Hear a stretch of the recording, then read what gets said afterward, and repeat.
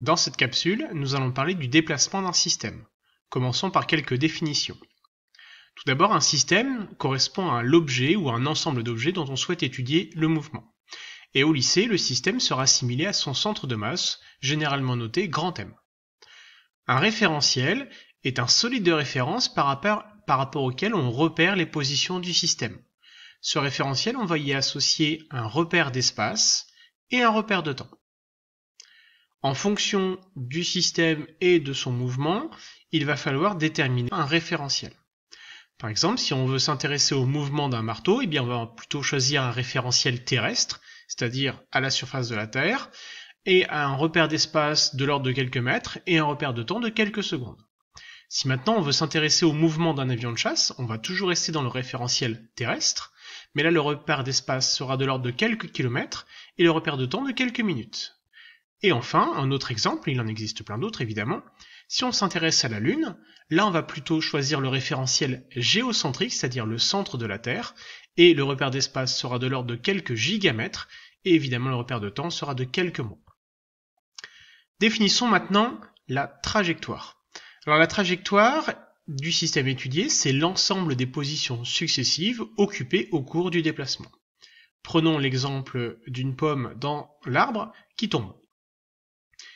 On est capable de repérer ces positions, donc du centre de masse, à différents instants, donc on note MT0, MT1, MT2. Donc on peut dire que le mouvement de la pomme est rectiligne puisque tous les points sont alignés et forment une droite. Si maintenant on s'intéresse au mouvement de la Lune autour de la Terre, on observe que le mouvement est circulaire. Et enfin, si on s'intéresse au mouvement d'un papillon, là il a une forme qui n'est pas rectiligne et qui n'est pas circulaire, donc dans ces cas-là on parle de mouvement curviligne. Définissons maintenant le vecteur déplacement. Donc, pour simplifier la notation, plutôt que de noter m entre parenthèses ti, donc la position du centre de masse à la date ti, on le notera mi. Donc, vous avez la chronophotographie d'un système avec les différentes positions m0, m1, m2 et ainsi de suite. Et donc, lorsque un système est assimilé au point m et qu'il se déplace entre deux positions qu'on notera mi et mj, on va pouvoir définir un vecteur déplacement qu'on va noter mi-mj. Un petit peu comme en mathématiques quand vous notez le vecteur AB.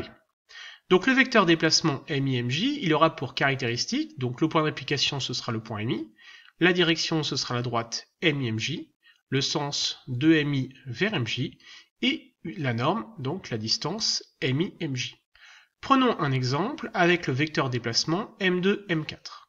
Donc le point d'application, c'est le point M2, la direction, c'est la droite M2, M4, le sens de M2 vers M4, et la norme, donc, c'est le segment M2 et 4. Le problème ici, c'est qu'on a une chronophotographie, donc on a besoin d'utiliser une échelle des distances. Donc on mesure l'axe des abscisses ou l'axe des ordonnées.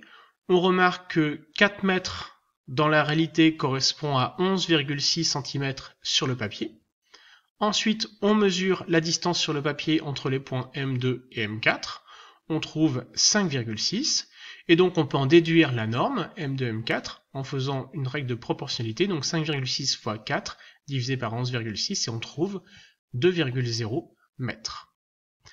Maintenant, on va représenter ce vecteur déplacement. Donc, pour cela, on place la règle sur la droite M2, M4 et on va tracer un vecteur qui va aller donc du point M2 au point M4, et on retrouve les différentes caractéristiques, sachant que la norme dans la réalité vaut 2 mètres.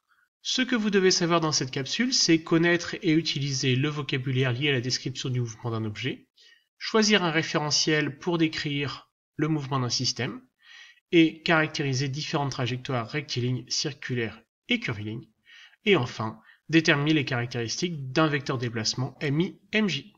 Voilà, j'espère que vous avez compris. Je vous dis à bientôt pour une prochaine capsule.